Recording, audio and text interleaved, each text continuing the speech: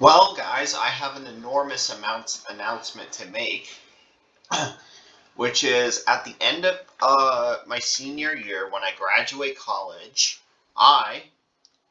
Mm, these are good. These blackberries are good. Anyways, mm, I have decided that I want to or I want to traverse the entire Appalachian Trail from Georgia to Maine. Now, I'm thinking about starting. I'm thinking about starting in Georgia, just because I like the idea of going south to north instead of north to south. So that's what I plan on doing. I plan on doing the entire Appalachian Trail, and I'm going to consider that as experience for maybe doing some high peaks and some long treks.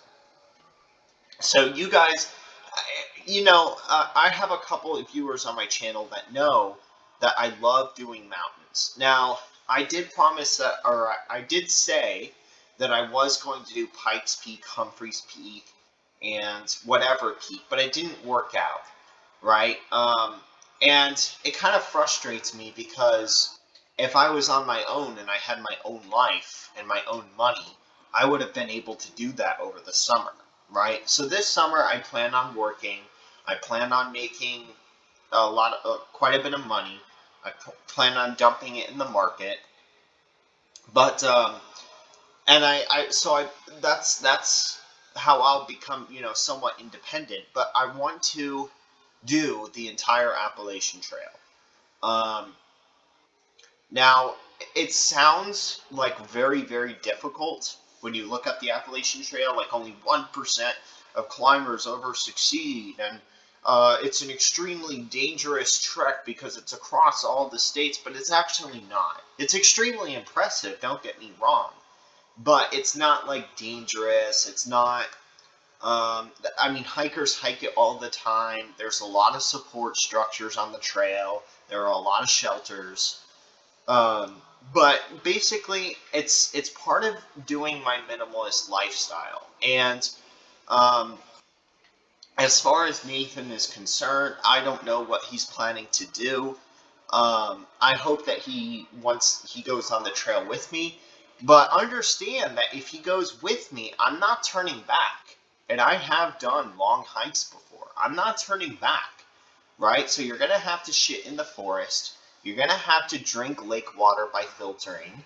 There's no turning back. I want to do the entire Appalachian Trail.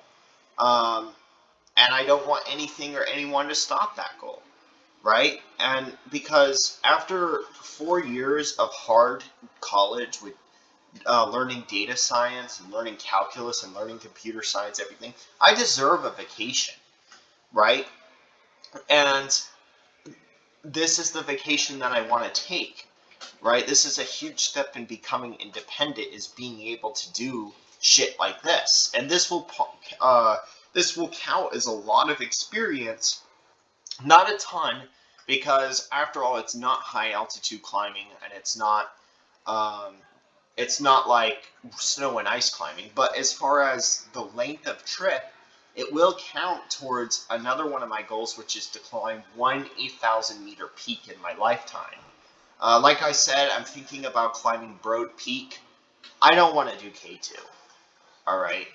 If K2 becomes more safe and the statistics show that it's become more safe and there are a lot more supports on the mountain, which seems to be the case over the past like 5 or 6 years, then maybe I'll attempt it, right? Because I really do want to do a mountain like K2. But as of right now, um, I'm kind of against it because of just how dangerous it really is. And I think it'll remain that way for a long time. So we'll see. I mean, if it becomes where it's a lot more motherfucker, don't land in the water. Oh, you motherfucker. If it becomes a lot more supported, right? There's a lot less of a fatality ratio. Then I'll probably do K2. right? Because that is my ultimate 8,000 meter peak that I want to climb. But I'm thinking like Broad Peak, uh, Shishapangma, maybe Everest. I know I might have said on this channel that I'm thinking not of climbing Everest, but I actually think the altitude situation is worse on K2 than Everest. How can you say that? It's lower altitude. Because it's more technical and it demands more oxygen than Everest, right? And you're only 200 meters lower than Everest, right? I think it's like 200 meters. Yeah, you're like 300, 200 meters lower than Everest. That's not going to make it up. So it does require more oxygen to go on a mountain like K2. And in my opinion, you are more susceptible to haze and heat than on K2 than you are in Everest. Because altitude is not the only thing that you have to consider, and 99% of people don't understand that. I'm just on a different level. Okay, enough ragging though. No, I plan on starting in Georgia, and I want to go up all the way to Maine. I want to do it south to north. And I really do enjoy like the forests, the Appalachian Mountains. I've been up there several times. It's really beautiful, and I will definitely make sure to post photos and videos along the way of my journey across the Appalachian Trail. And I'll probably bring like a device so I can upload my content, because there are ways along the trail where you can stay at a hotel, like a hotel lobby, and you can charge your devices, get internet, um, and you can upload your videos. Again, this is not like a life or death 25% die, extremely dangerous because it's long climb. I mean, there are some dangerous parts of the Appalachian Trail, like at time like the thick forests in Maine where you can easily get lost and die. Kind of the unpredictable weather patterns of the Appalachians.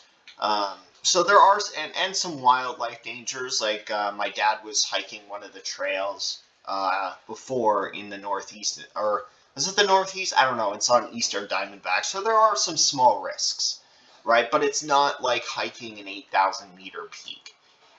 It's the achievement that's impressive of being able to go all the way from Georgia to Maine. So, anyways, that's my announcement. I am going to be climbing the Appalachian Trail. Okay, see ya. Bye.